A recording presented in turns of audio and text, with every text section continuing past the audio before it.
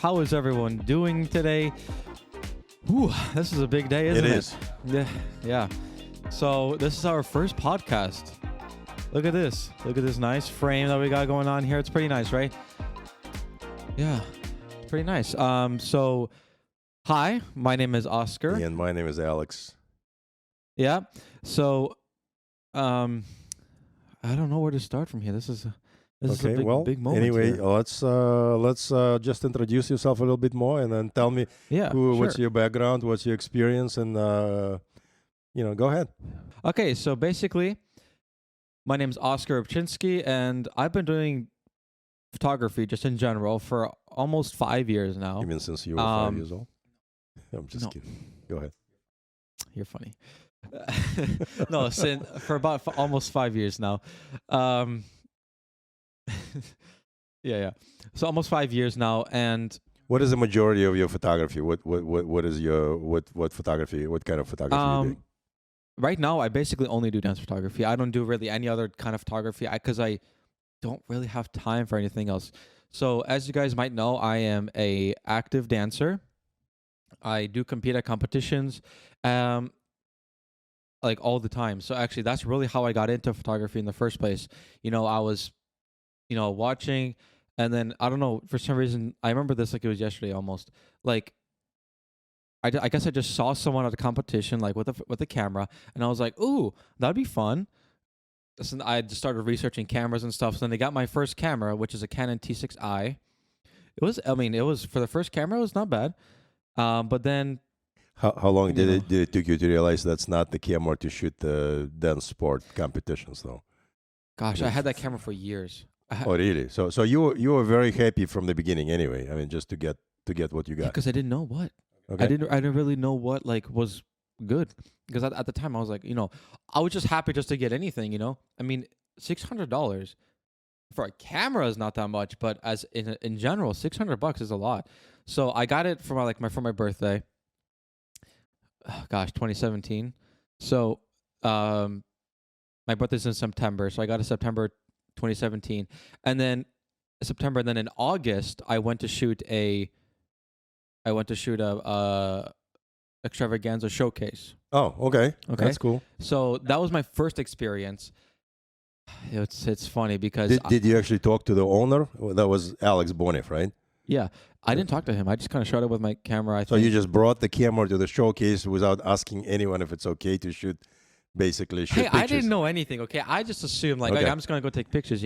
So it was fun. I shot. That was really eye-opening. That was my first time. Obviously, those pictures were kind of awful when I look at them now. But guess what? You got to start somewhere, right? So, that was fun. Yeah, I'll get back to you. What about you? Well, I basically my last 5 years of photography experience is a ballroom dance, and you can call it dance sport photography. And the way I got into the dance photography, I've done photography prior to that, and that was completely different stuff. I was doing lots of photography and video from the helicopters, and I had a team of, I had photographers and videographers. Yes, he was hanging outside of the helicopter taking pictures down. That was cool. So back in the old days, before Google Maps and stuff, when you have to take some oblique images of the future projects let's say they could be airports, they could be bridges, they could be any public buildings, and someone has to take a picture from the helicopter of whatever the proposed site. And that was the photography I was doing for years and years and years. And how I got into the dance, it's almost like kind of by luck, by chance. Anyway, my wife, I was working in actually Kansas for a while and flying back and forth on a weekly basis home. And by the way, I was doing some photography there for the city of Kansas. But so basically, your job was not mainly photography. It was just kind of like a side thing that helps you do your job. Photography was the part of what I was doing. And not necessarily I was the top photographer. I was usually the second guy on the helicopter who had the camera, but I knew the project. So he wasn't even the main photographer. Right. So but I was doing photography for very, very long. Yeah, but nonetheless, you still had experience with the camera and Correct. using it, so Correct. that really did help you. So, but again, just how I got into the dance while I was in Kansas, my wife started taking dance lessons, and I'm coming back home, and she tells me about that stuff. And one day she goes, "Yeah, come over. We're having this like tiny little studio showcase," and it was in Glencoe, Illinois. Glencoe is about 5 minutes away from where I am. Yeah. And we came over. Yes, you just decided like, oh, might as well just try it and go take some pictures. And I asked my wife to ask the teacher if I can bring the camera, if your husband can shoot pictures. And believe it or not, the first answer was no, we're not. That's absolutely uncomfortable for most of the people in the studio if someone's going to be taking pictures and stuff. And well, believe it or not, 5 years later, I guess now, if stuff like that, people would never ask. They would just pull the iPhone and just shoot pictures. Okay. Yeah, because I even back then, just a few years ago, iPhone quality like has skyrocketed recently. Like it's so much better than what it used to be. Obviously, much better than what it used to be. But phones, in my opinion, I don't think will ever get to the quality of what a professional multi-$1,000 camera can do.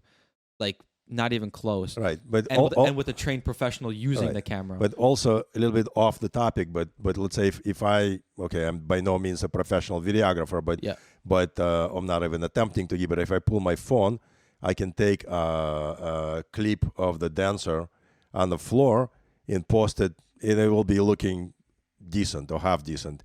Photography, that doesn't work. The photography you take on the dance floor is just too fast, and it's artificial lighting.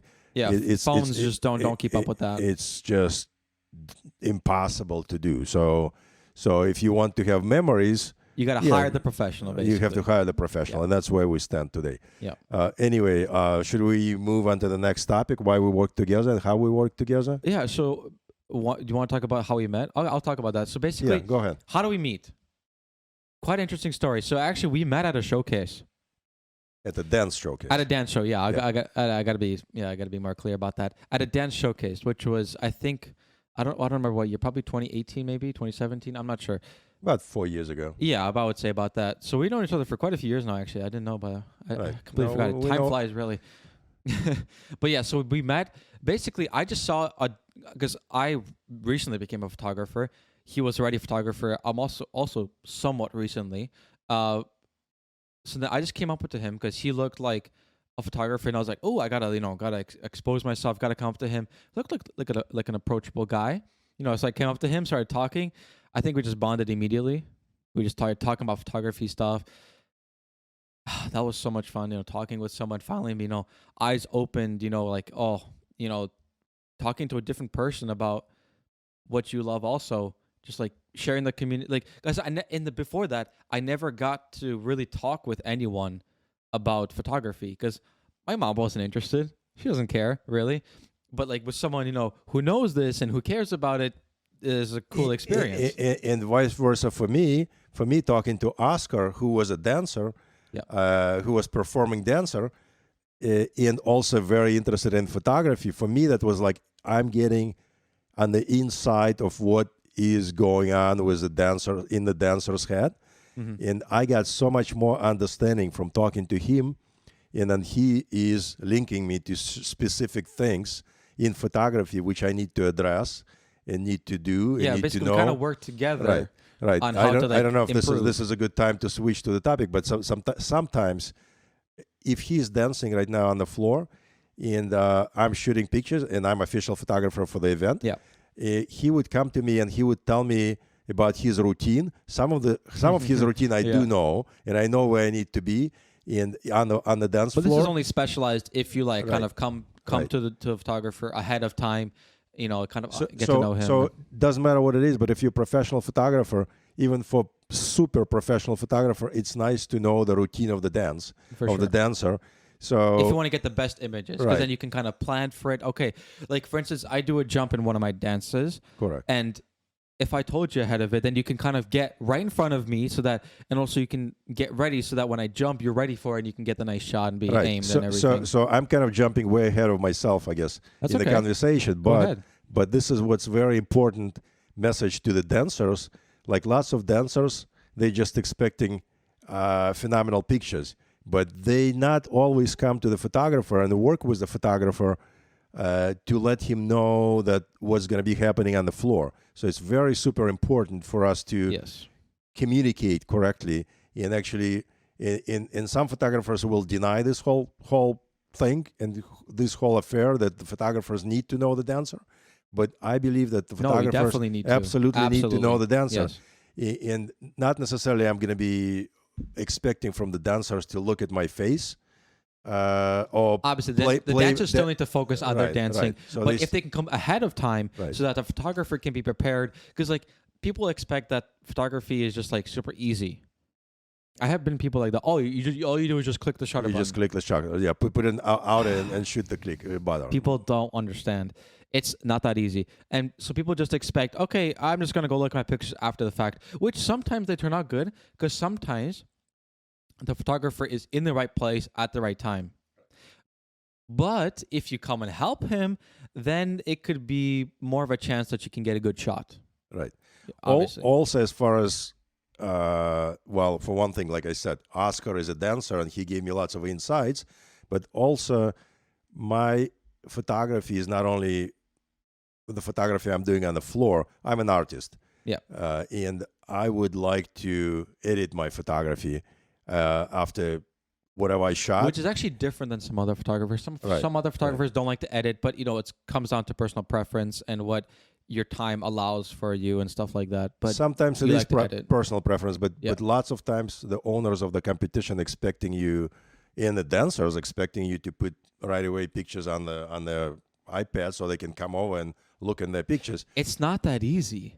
People expect like, oh, okay, this take is a picture. All you do is go there. No, there's a person manually having to sort all of your pictures, which could be literally thousands. Well, it is thousands. It is thousands. Over the course of a few days, it's thousands of images that someone has to manually go through, and without even, and some people don't even have the liberty to go and check even.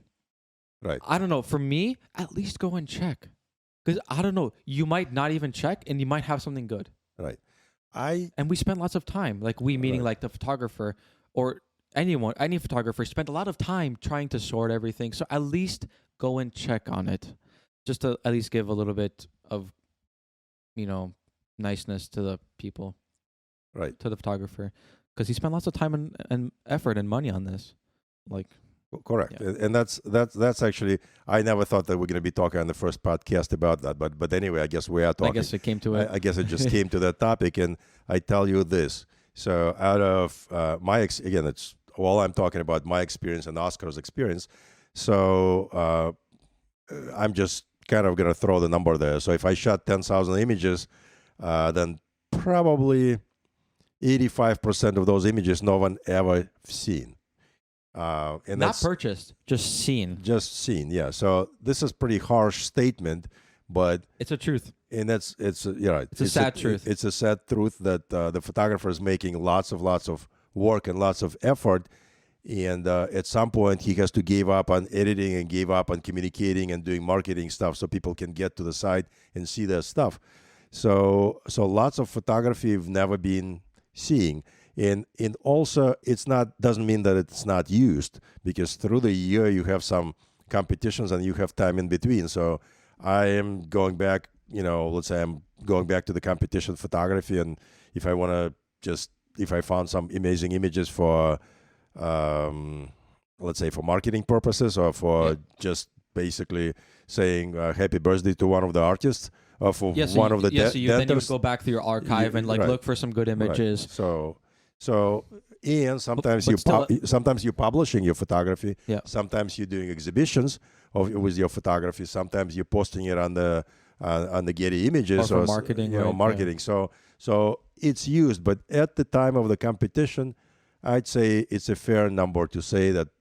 But even after the fact, you're only using a few images later from that competition. So still, approximately 80 to 85% are not even looked at. Which is sad. And since we're talking this topic, this is another interesting stuff. So we didn't talk about our gears, right? Or did we? Not yet. Not yet. So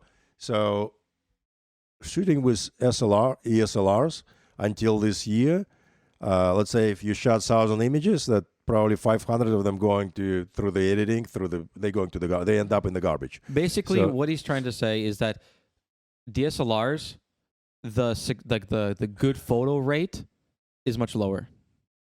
Like how many images you take versus what you get out is usually much lower with DSLRs. It also depends on what kind of photographer you are and what experience do you have. So some photographers I'm talking to, and they claiming that 90% of the images are good. To tell you the truth, is maybe their standard is a little different than mine, because I am an artist. I don't think anyone's can. I don't. No matter who you are, I don't think you can get 90% good. Yeah. So to me, no matter who you are, to me, the more honest conversations I have with my fellow friends, fellow photographers, some will tell you that only 20% of the images are decent and good, and some saying maybe 50%. That's more realistic, I would say. And that's more realistic. Yeah. But if someone tells you that, maybe not 20% are good. Usually, in my experience, it's about, you don't throw away that much. In my experience, it's 50 to 70% good. That's fine. That's fine. By good, I mean like able to show, like that there's nothing, like it's not autofocus, not a head chopped off, like stuff like that is usually approximately 70%. Correct. But what people actually want to buy, now that's a different story. That's another story. Yes. And again, there are different buyers. There are that's all together. I'm sure we're gonna make a podcast on the topic of who's buying photography from the dance sport competitions. But it's a big difference on there are professional dancers and there are amateur dancers. Yes. And there is a difference how they approaching the images and what they want out of the photographer, and how the photographer is responding to the request of, let's say, someone who's number one in the world today versus, or not necessarily their request, but the request of the, let's say, dress designer or shoe designer, versus the request from the owners of the competitions, what their expectations are to the photographer. Which, from the point of the organizer, the expectations of the photographer are really quite high, from my experience, because they want good stuff, and obviously they want good stuff. I mean, who doesn't want good stuff? Obviously they want the good right? stuff, yes. But it's hard because, like, actually good stuff, what would be approximate percentage? Like 5% are really good? I don't think it's even 5%. So, yeah. So my standards are probably less. Right. So for the amazing image, you may have maybe like 1 or 2%. You may have one, or, like, again, my grading and rating, you may have 2-3 images out of the competition when you shot 10,000 images. So those are phenomenal images. Yeah, but good images are probably 5% of that. Yeah, it's like probably usable. fair. You can post on my Facebook. There's no like weird like facial expressions or anything like that. No, it's better than that. But anyway, so there are different things. But like Oskar just said, yes, basically, easily the top, out of 10,000 images, 100 of them will end up in the garbage right away because they're blurry, because they're not framed right, because the expressions of the faces could be completely not acceptable. Yes. Not acceptable by any standards, by the photographer standards or by the dancer standards. And after you're doing this photography for a long time, you're developing like a sixth sense for what's good and what's not good, what people may use, and what you may just throw in the garbage. So there are various things in there you have to think about anyway. Yeah. Okay, so do you want to talk a little bit about like why we want to start the podcast? We didn't talk about that. We talked about who we are, but let's talk about like why we want to start this podcast. Like do we talk about that? Not really, right? We didn't talk about that. Yeah, so basically the reason why we want to start this podcast is to kind of, bring you the behind the scenes of like how it actually is, like behind the booth, because in case you were curious, and also to talk about gear,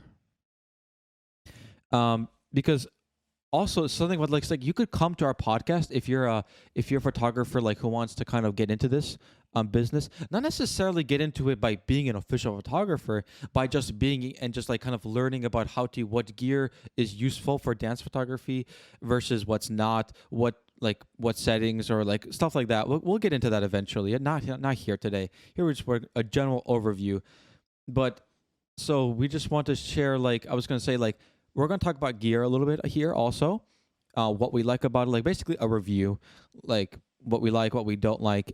But just to get this out there, we both shoot Canon, and that's very useful. That is one of the reasons. And again, we're absolutely not against any other brand. I mean, I know lots of friends, friends photographers who's shooting with Sony and Nikon, but for us, it was important that we teaming together. One of the reasons we are shooting the same gear. So let's say if I need a lens, and by any chance I drop my lens on the floor, that Oskar will have a lens. Yeah. Basically. Yeah. It's basically more compatibility. Right. So it's actually very, very nice to have the second pair of hands and second pair of eyes and the second pair of the gears. So especially because you can't be on your feet for 15 hours at a time. Right. Right. So for instance, I'll be sorting all the pictures and everything, and he'll be taking pictures. And then maybe a few hours later, we would go and switch, and then he'll be tagging, I'll be taking pictures, just so that you can kind of take a break from taking pictures. Because taking pictures is fun. But not when you're doing it for 15 hours. It depends who you're shooting, but that's a different story. Right, but what Oskar just talk about it is an absolutely right thing. So I don't believe that you can be a greatest photographer after you're on the floor for 3 days shooting 15, 16 hours days. Your brain is a little bit like mush. So after a while, you're getting tired. Any person is getting tired. And even though these mirrorless cameras that we have are light, it still gets heavy, and eventually, like you kind of get a little bit drowsy and a little bit like washed out your eyes. So you want to take a break. Basically, you're doing 10,000 movements a day, bringing the camera up to your eye, and that's a 10-pounder. So you're making lots of actions, or you're getting up and down. You're changing the position where you're shooting from. You're walking on your feet a lot. Right.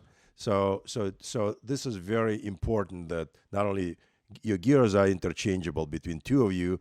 Also, if some error is happening, that you can go to the second person and just drop the camera, pick another camera, and that person will fix whatever's wrong with the camera. Yes. So and you're gonna. And that's also really shooting. good. Why we almost have the same camera. So I have a Canon R6, which I recently bought. Absolutely loving it. I'm using it to film this right now, and he has an R5, which is right here with the beautiful 7200 RF, f2.8, of course. It's really expensive, but oh my god, the images can be really nice and sharp out of that combination.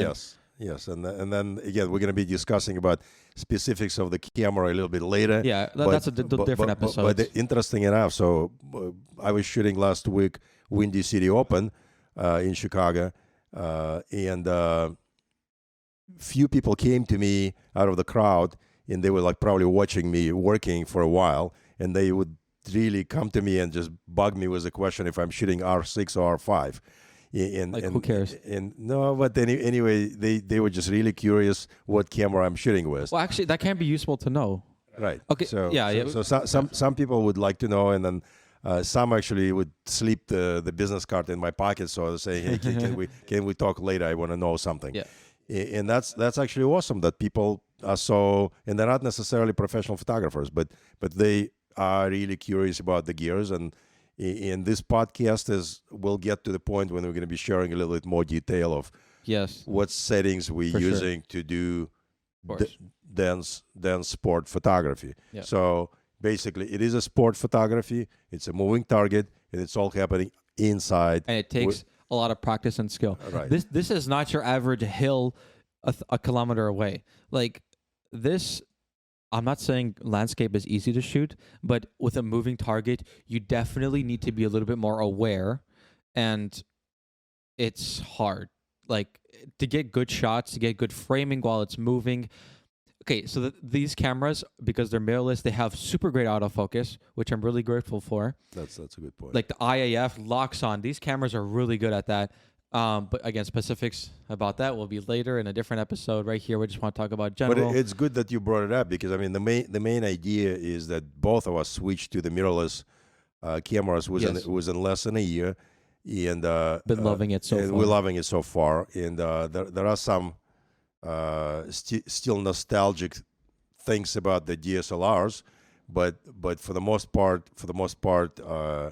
the eye tracking feature on the camera is phenomenal. Even just that alone is worth going to that, because before, at least from in my experience with my DSLR, which used to be a 60 Mark II, which is kind of like a prosumer DSLR, wasn't professional, but wasn't like super cheap. It's a nice camera. It was good. It's a nice I camera. liked it. But I remember it was so heavy. Like I had a battery grip on it too, because I like having the vertical, and extra batteries is also nice. But actually, the battery life on these are good also. But just that's better than I expected. Believe it or not, that's one thing I like about DSLRs. Yeah, I could go with just one battery for 8 hours. Obviously, the DSLR battery life is still better, but here it's not bad. So there is no way that feature is. I'm sure the battery will improve over the years and stuff. Like originally, like on the original like Sony mirrorless cameras, like 5 years ago, battery life was kind of awful. Like you had to switch it out like every hour or so. It was bad, but now it's better. Okay, I'm not gonna get sidetracked. Right. But like I was saying before, us having the same camera brand and almost the same camera, because R5 and R6 are practically the same. Right. When it comes to the body and feel. About a week ago, we actually went over the settings, and we are very, very similar. Very close. Just a few things, a little bit off. Few variations, but basically. And that makes it so much easier to work together. Actually, this is just one of the things I really appreciate, that we're on the same gear. Yeah, like the main point is that, like what you were saying about, like, you can drop the camera if something, you have a problem, whatever, then you can pick up a different camera, and it's practically the same thing. Like the IF, the inside the viewfinder looks the same. Like the body feels the same.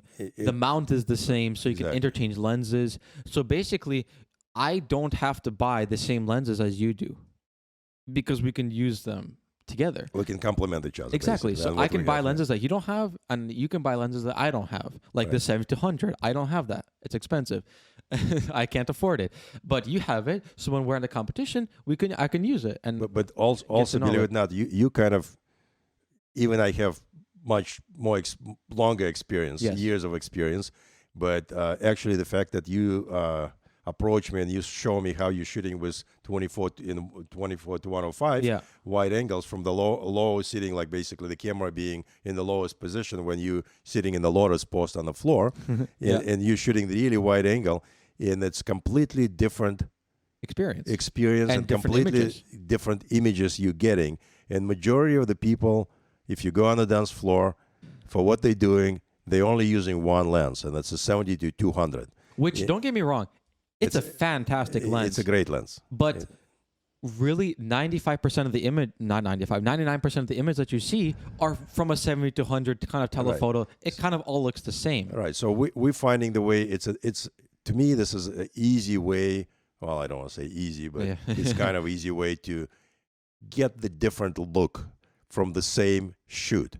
So if it doesn't work for every dance out there, but if you like, especially smooth, like American Smooth, fantastic. That's actually absolutely phenomenal for that. So like the 24-105 is the lens that I personally would recommend, because the zoom range.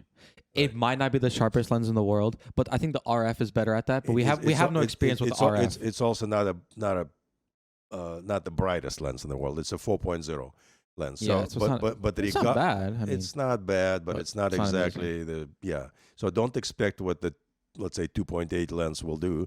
Like, don't expect it from 4.8 lens. It's not the same thing. The 70-100 will be sharper and stuff like that, but whatever. What can you do, right? But anyway, you're still getting a different look, and I like not to be stuck with one look anyway. For certain things, you do need one lens, and for other things, you do need different lens. And besides the point, everyone who dances on the floor, also, and let's say you're winning the competition and you made the top 6 of the specific style, and then there is a lineup, someone has to shoot them. You cannot shoot the lineup with 20 people facing with you a 70-100. With a 70 it's not going to work. It's not going to work. So you do need to have at least second or third lens. Having a person working with you is also really good, because if if you're by yourself, trying to kind of rush and change lenses, going back to your booth and trying to change lenses is hard. But having a second person, like the second person, if they're sorting whatever, they can see, okay, there's a lineup coming. So then I can go bring the wide angle lens to him onto the floor so that the changes, the changing of lenses happens on the floor and it's quick versus you having to run back and forth. So that's why also having a few people with you can also be really good. Okay. So also sometimes the way I'm catching myself, I'm shooting on the floor and I'm shooting. And all of a sudden I'm not really, I'm not looking at the screen telling me that, yes, the American Smooth is coming.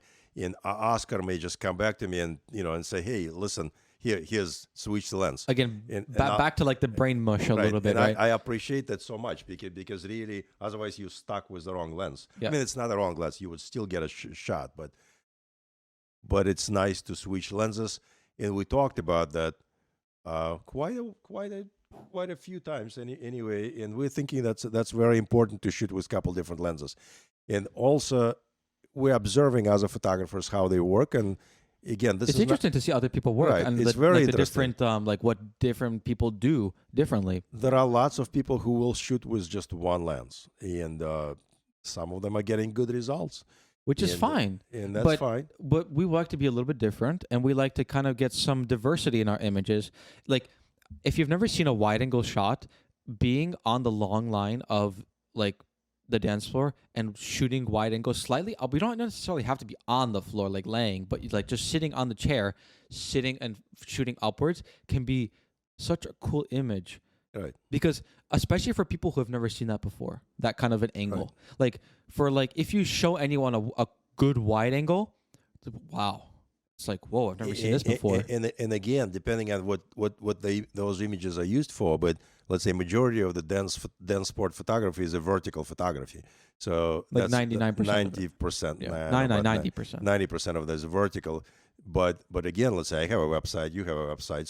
So the screen is horizontal. Yeah, the screen is horizontal. So getting a wide angle, using a wide angle lens. For wide angle is pretty much only horizontal, and that can also be a different look because people are so used to the vertical style. Correct. When they see horizontal, kind of like bigger, it's like, ooh, this is nice. So this really makes a difference, and it's better for a wall too. Yeah, and I almost wish that Canon and Nikon would come up with a lens like basically 24 to 105 and 2.8. I don't know what the lens is gonna look like, but again, I'm probably like this big. Yeah, I'm just throwing it out there, but not necessarally. Maybe I don't even cost need like $8,000. Okay, maybe I don't need 24 millimeter, but let's say 35 to 120 range.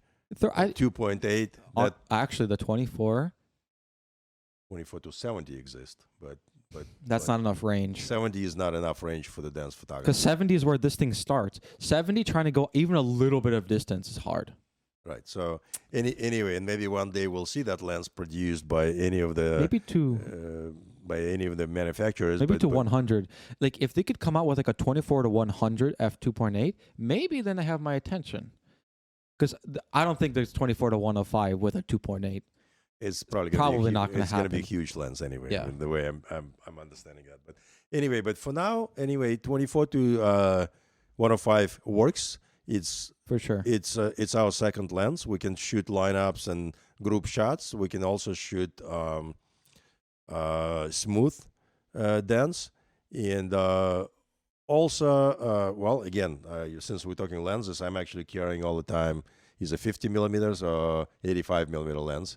And some photographers I know using 135, and that's using prime lenses. And if you don't know, prime lenses are lenses that don't zoom; they just have a fixed zoom.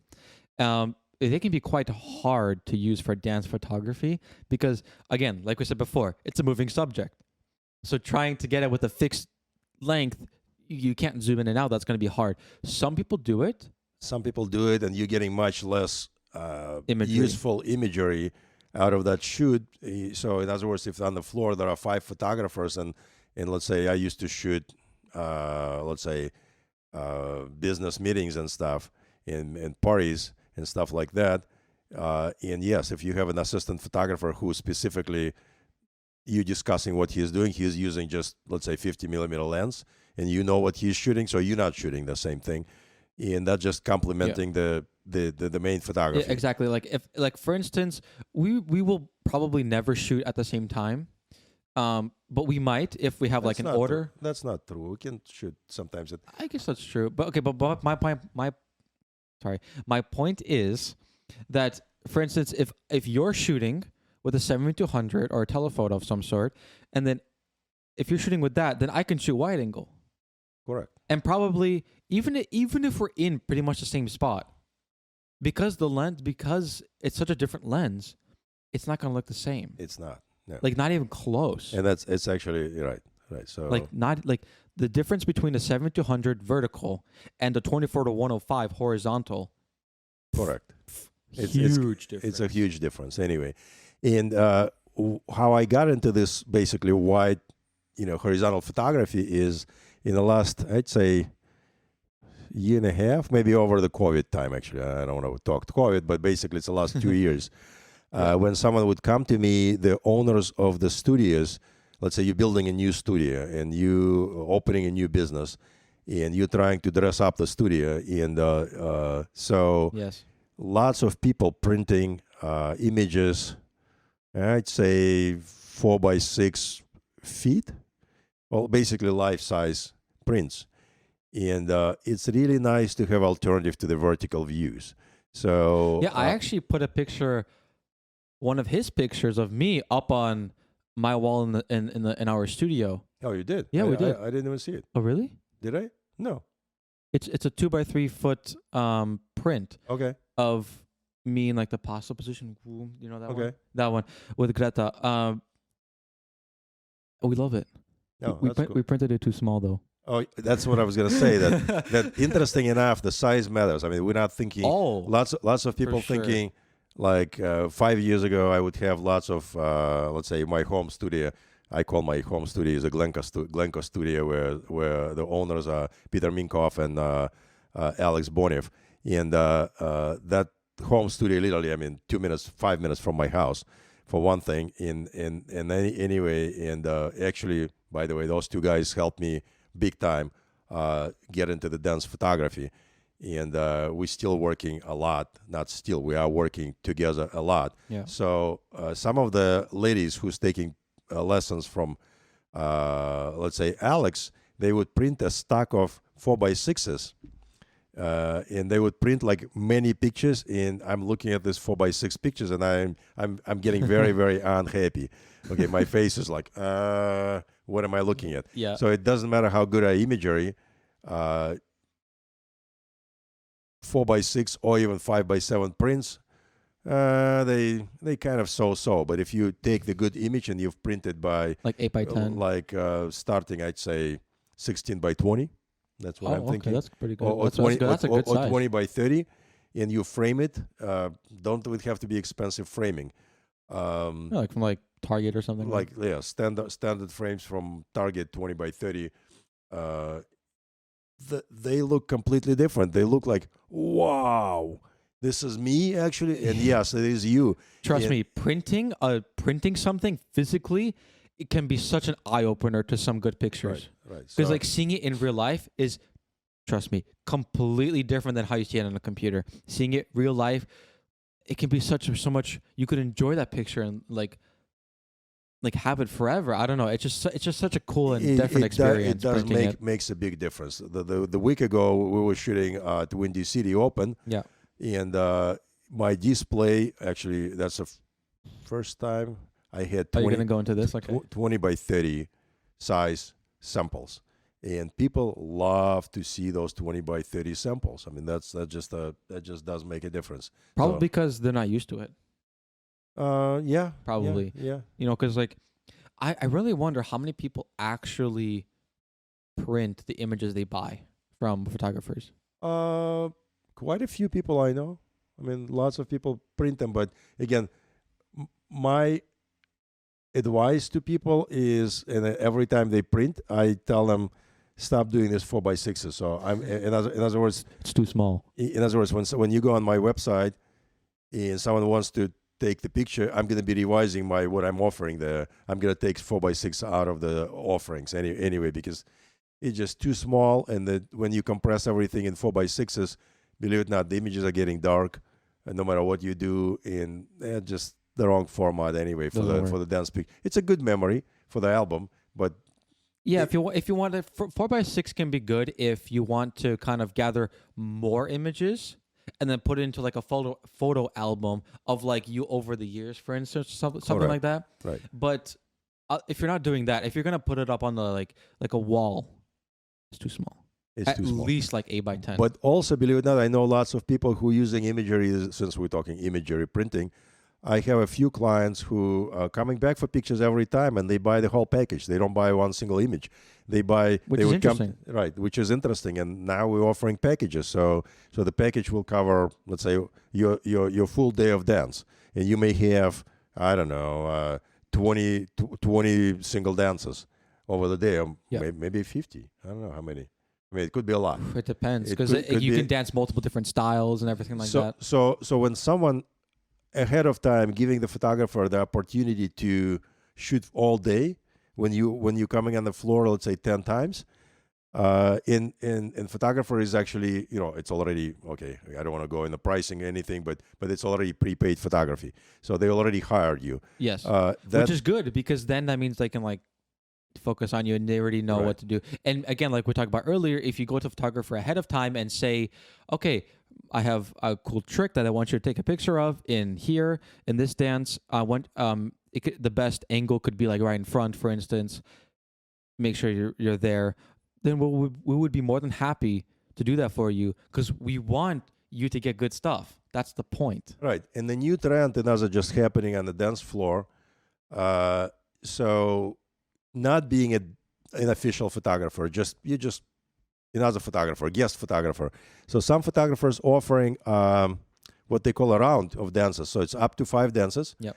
And one of the guys who actually introduced me to this idea is Dan Browning.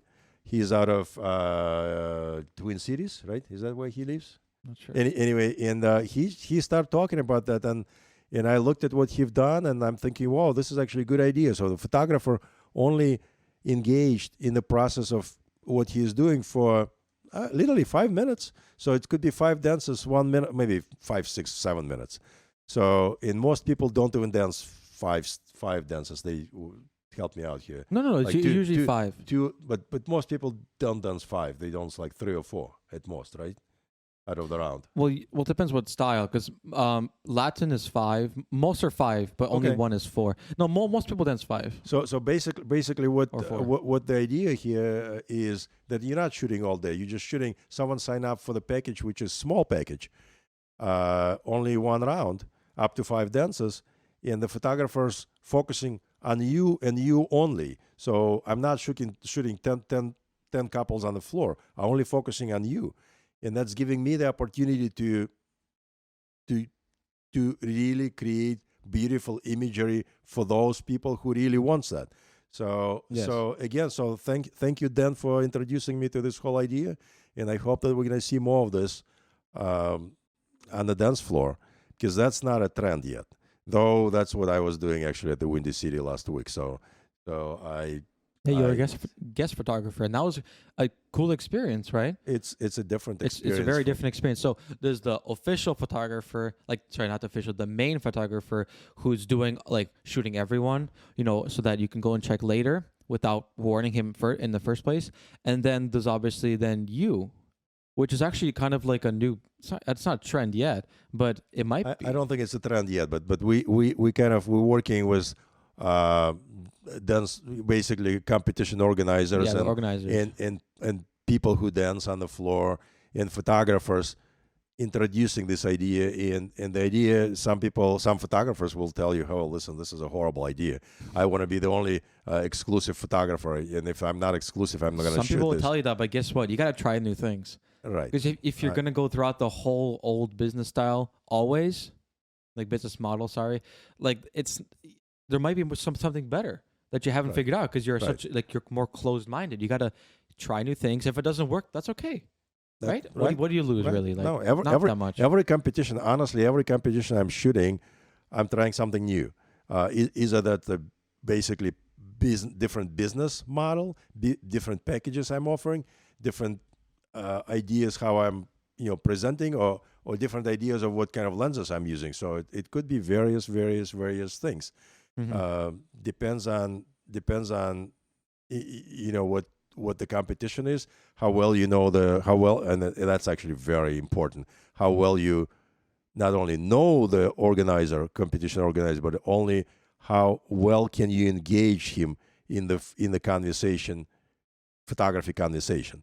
I think it's super important. Some do know more, some expecting more. It's very important to get friends in this industry. Right. You need to basically need to be friends with everyone, like everyone, dancers, organizers, judges, like as many people as you can. Expose yourself, obviously, not only for advertising, but also try to get new gigs, stuff like that. Because right now there's not that many people that do dance photography. There's actually more. Like we recently joined, and also there's another guy who'd recently joined, which is good. There should be more stuff like this in the industry. Yeah. The idea I like about not just dance photography but sport photography. Yeah. When you go to the football game, how many photographers you're gonna see there? Oh my God. Shooting. It's gonna be 20, 30, some people saw 40. like you can see a picture like at the Olympics. Right. It could be 50 photographers 50 all with the same lens. Right. It's exactly, and they all have the place there, and they're all competing. Well, I don't know if they're exactly competing to each other. They most likely they working for different media agencies or different newspapers. So the accreditation could be various. But anyway, it could be very interesting, and I like to see multiple photographers working any sport events. And in that sense, dance photography is a little bit different. Traditionally, it's like one photographer who's in charge of everything, and I guess we can share that it's a good and a bad, because there is no way one photographer can cover everyone for one thing. Yeah, I mean, it's good for the photographer itself because he kind of has, like, let's just say, a monopoly, basically. Exclusive monopoly. Yes. Yeah, which is good and bad. It's good for him. He gets all the business. But at the same time, some people might not like that because then he doesn't focus on everyone at the same time. He might miss someone because most of the time, there's only one person shooting. Right. And sometimes, which I don't personally like, but they sometimes sit in the same spot. Correct. Yes. So some please. Some professional photographers we are observing on the floor, and they've been there for a very long time. I mean, the very long time in dance photography is 5 years. I'd say, because no one saw. I don't know. Yeah. Too many Unfortunately, some people kind of get burnt out. So they get burned out and stop because they gotta spend more time with their families, or it's not worth it, or it's hard. This industry is hard. That's why we try to change a little bit to make it better, so people don't get burned out and we can stay longer.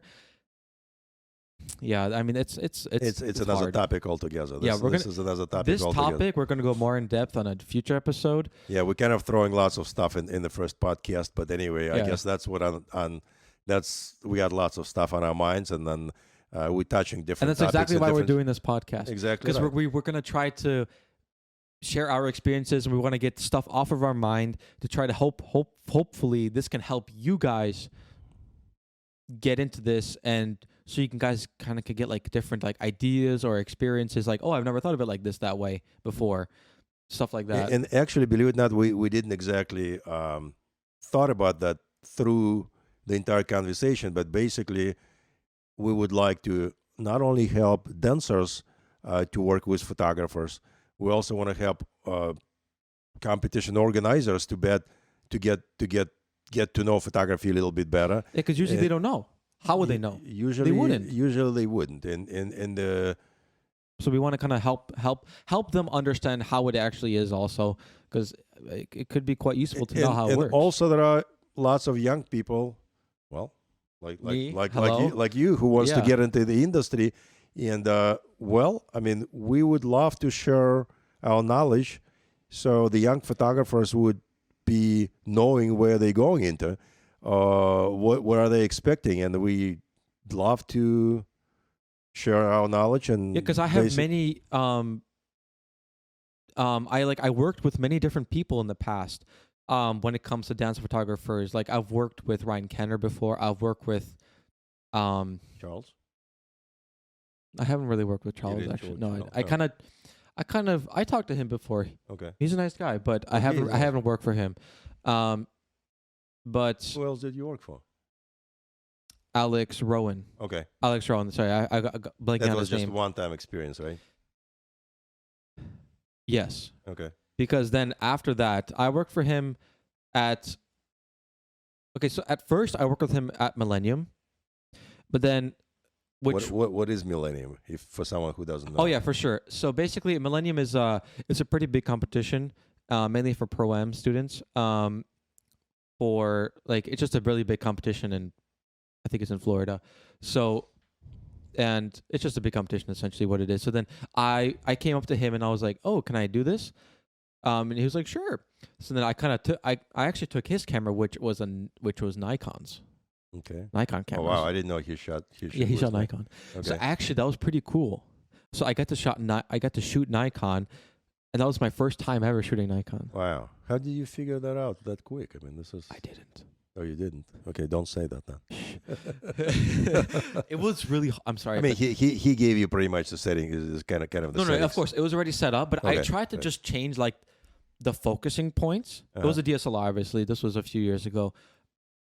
I don't think the Z series didn't even come out yet. Okay, probably not. Yeah.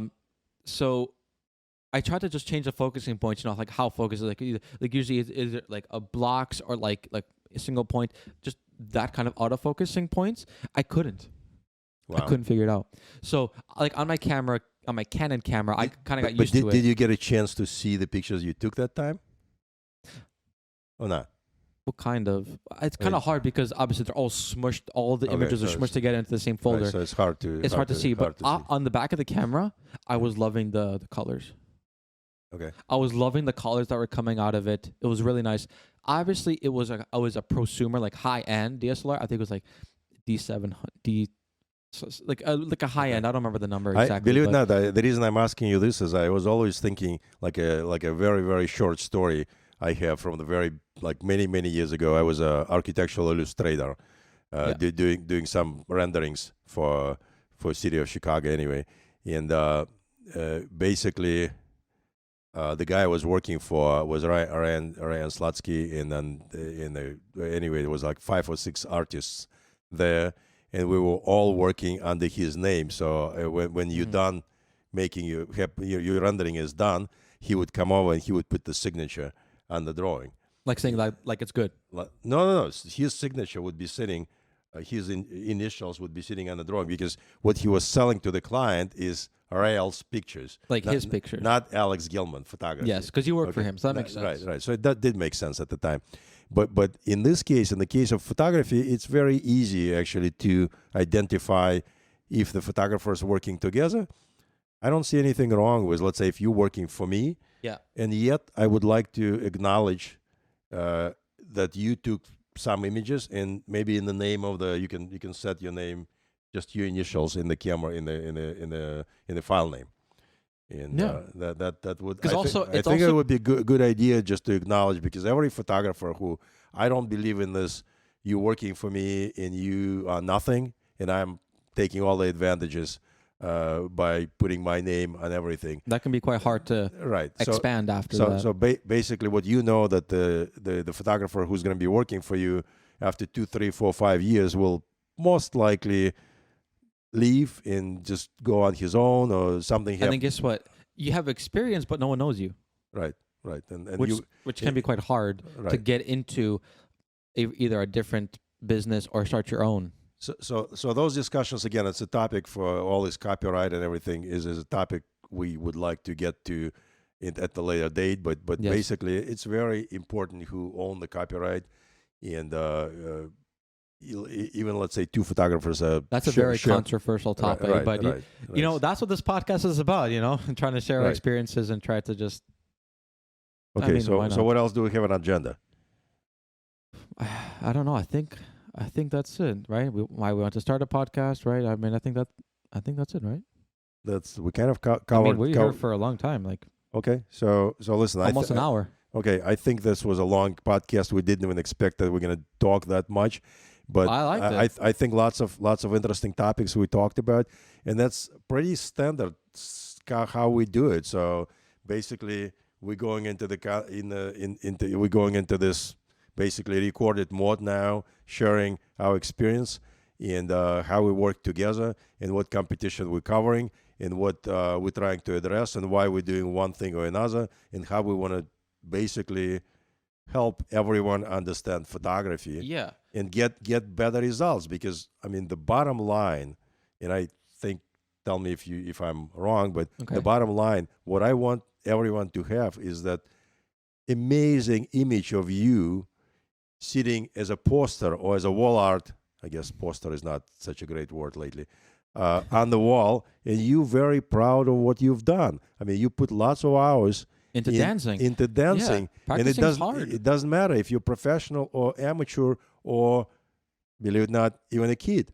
Yeah, So, whoever you are, you spend lots of time. So it's good to have like this image, like having like a physical, again, back to the printed imagery, right? Having a physical, having it on the screen is whatever, but having it in real life, like up on your wall, so you can always see it, like every day. That's like, oh, that's nice. right. Right. And this is it. So I think we pretty much covered what we that's want to it. cover, and maybe we went on too many topics today, but anyway, we're planning. You want to talk the scheduling, how we want to do it for the future? Ideally, we would want to do it every 2 weeks, probably around the same time. Sundays probably would be good. That sounds good to me. Yeah. Okay. Yeah. So thank you for watching. Yeah. Thank you very much, guys. Appreciate it, and good shooting and good dancing. Yeah. Okay. So maybe see you in 2 weeks. Okay. See ya. Bye.